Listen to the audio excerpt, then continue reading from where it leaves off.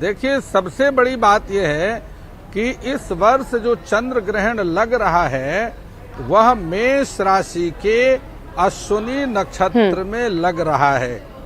मूल, मघा, अश्विनी, रेवती, ज्येष्ठा और श्लेषा, यह 6 गंडमूल नक्षत्र कहलाते हैं। अब अश्विनी नक्षत्र गंडमूल नक्षत्र है और इस राशि का जो अश्विनी नक्षत्र से जिस राशि का निर्माण होता है उसे मेष राशि कहते हैं। मेष राशि का स्वामी मंगल है जो कि अग्नि कारक ग्रह माना गया है।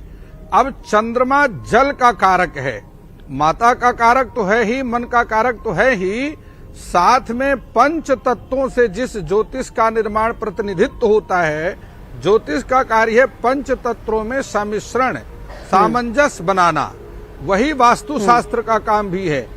तो चंद्रमा यह जल तत्व का कारक है, मंगल यह अग्नि तत्व का कारक है, और संसार में सभी लोग बिल्कुल जो नहीं पढ़ा लिखा वह भी इस बात को जानता है कि जल और अग्नि में परस्पर मैत्री भाव नहीं है, इसलिए जल तत्व की स्थिति बिगड़ेगी, अग्नि तत्व की स्थिति बिगड़ेगी।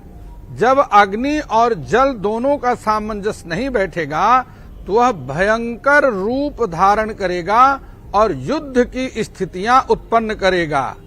इसलिए मेष राशि के जो जातक हैं उन्हें अपने स्वास्थ्य के प्रति बहुत सचेत रहने की जरूरत रहेगी।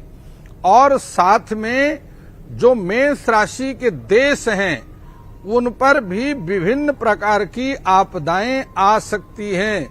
बिना कारण के वह इंटरफेरेंस के कारण स्वयं परेशानियों में घिर सकते हैं, जैसे अमेरिका है। इस प्रकार से देश जो है दूसरे के विवाद में स्वयं, मतलब आप ये कह रहे हैं कि अमेरिका घिर सकता है क्योंकि वो इजराइल और गाजा के युद्ध में मध्यस्थता कर रहा है और वो इस राशि के अंतर्गत आ रहा है, तो उसके लिए परेशानी होंगी। शास्त्री जी, हमारे साथ में जो लोग जुड़े हुए हैं वो लगातार सवाल पूछ रहे हैं। गाजा और इजराइल तो बहाना है सपना जी, वास्तव में प्रभाव ग्रहण का है कि वह दो के बीच में तीसरा पड़ेगा। और ग्रहण का प्रभाव चूंकि मेष राशि पर है और नाम नक्षत्र से यदि हम देखते हैं, नाम राशि से, नाम अक्षर से, तो अमेरिका की चूचे चो लाली लू ले लो आ, कृत्तिका नक्षत्र के प्रथम चरण में अमेरिका का नाम आता है। इसलिए वह बिना कारण के दो के बीच में तीसरा चौधरी बनने के चक्कर में परेशानियों में घिर सकता है। मैं चाहती हूँ शास्त्री जी, कुछ लोग हमारे साथ जो जुड़े हुए हैं वो सवाल लगातार कर रहे हैं, उनके सवाल हम जरा ले लें। ठाकुर साहब के एक हमारे व्यूअर हैं, वो कह रहे हैं कब से कब तक है सर। इसी के साथ में रोशनी सिंह है, उनका भी यही सवाल है कि कब से कब तक है। और माई शॉर्ट्स करके एक नाम है, उनका ये कहना है कि कब रेड दिखेगा, यानी कि जो आप कह रहे हैं कि दिखाई देगा, भारत में कब दिखाई देगा चंद्र ग्रहण होता हुआ।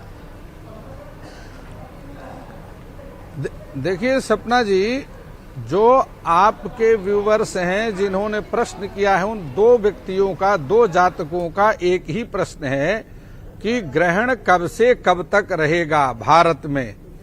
भारत की अक्षांश और देशांतर रेखांश के आधार पर, चूंकि हम उज्जैन और प्रयागराज के मध्य में एक स्थान है जिसको ग्रीनविच से 82 अंश उत्तर पूर्व की तरफ मानते हैं, तो वहां से यदि हम देखते हैं उस ग्रीनविच के आधार पर, अक्षांश के आधार पर, तो भारत में रात्रि के 1:05 से लेकर के 2:24 तक ग्रहण प्रभावित करेगा।